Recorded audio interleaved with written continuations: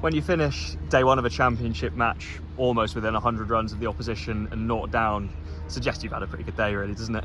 Yeah, I think when we'd have taken that at the start of the day, I think obviously first and foremost pleasing to bowl them out for 200. I think on that wicket it was a really good effort by all the bowlers, but yeah, obviously more pleasing to be 100 for none at the close. I think you'd have taken that with two hands at the start of the day. So yeah, we're in a strong position, but we've got to make sure we make it count tomorrow. Yeah, and you mentioned bowling them out for 200. That sort of breaks the mould for Essex. I mean, normally we win the toss and bat first here, so that must have been a really pleasing effort from the bowling attack. Happened to do something a little bit different, play against kind of your natural style, I guess, here. Yeah, we've won / lost a lot of tosses this year, and more to the point, we've batted first a lot. So in years gone by, it's not always been the case. I feel like we've bowled quite a lot first in years gone by. So yeah, it was a change up to what we've been used to this year, especially the last couple of games at home.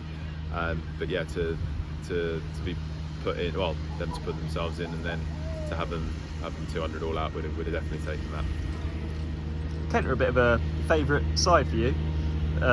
After today, your 35 first-class wickets against them have come at an average of just over 10. How much of an impact does that have on yourself, but also on the batters at the other end? I think it's one of them that, like I say, obviously we've got a good record against Kent. Enjoyed bowling at Canterbury against them particularly. I think that's more just to do with the slope. I like bowling at grounds like Canterbury and Lords with a slope. Similar here at Chelmsford, obviously it's not sideways, but front to back it's got a slope involved. I don't know. I mean, it's one of those. I think it might have a subconscious in the back of my mind, a little bit of a sort of edge, but I don't try to do anything different against them than I do against other teams. But obviously, it's good to have that record and hopefully go again in the second innings with that. That victory against Lancashire last time out really cemented Essex's position as the form team in the division with 3 wins in a row. No one else is carrying that sort of form into this round of fixtures. It feels as though momentum is really building, and at the perfect time as well. Yeah, I mean, I think obviously winning those, we won 3 of them at the bounce, 4 on the bounce, whatever it is now. I think in years gone by, when we've got on a roll, that's been a big strength for us, particularly at home. We've got on a roll at home a lot in the last, when we've won trophies and been successful the last few years. I think getting that win away from home at Blackpool, obviously, I don't think Lancs had lost the game for quite a while, so to get that one over on them, obviously they're a quality side and ran us close here at home.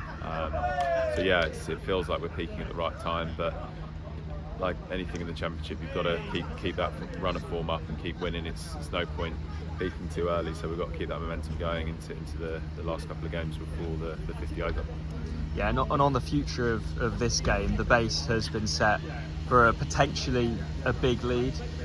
Tomorrow thoughts will turn, I guess, to how much of a lead you want, but also how quickly you want to get there. Plenty of time left in the game, but coming towards kind of the crunch end of the season, you think bonus points might also be in play? Yeah, I think we don't try to look too far ahead. Obviously we've got Dan coming back in tomorrow, so obviously he likes to score quickly, so we've got the capability to sort of dictate how we want to play with the bat now. We've got guys obviously that can bat time and absorb pressure, or we can try and accelerate it if we want to. So I think the key is having that setting, having that platform. We've got the ability now, 100 for none, to try and go on and dictate the game.